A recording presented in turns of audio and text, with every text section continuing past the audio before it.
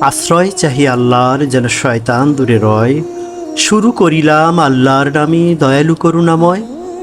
সূরা বাকারা, আয়াত 15 থেকে 19।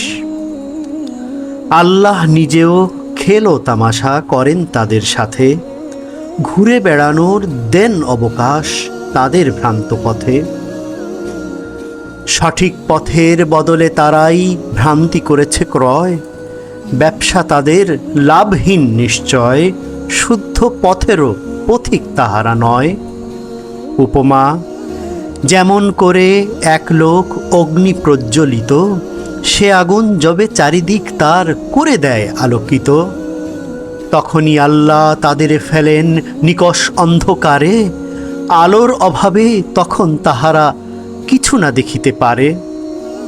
তারা তো বধির, তারা মুক, তারা অন্ধ, ফিরবে না তারা, সেই পথ চিরবন্ধ।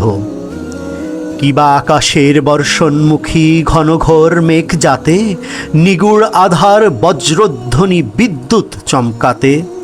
মৃত্যুর ভয়ে তাহারা তাদের আঙ্গুলি রাখে কানে, অবিশ্বাসীকে রাখেন আল্লাহ তারই পরিবেষ্টনে। সাদাকাল্লাহুল আলিয়্যুল আযীম।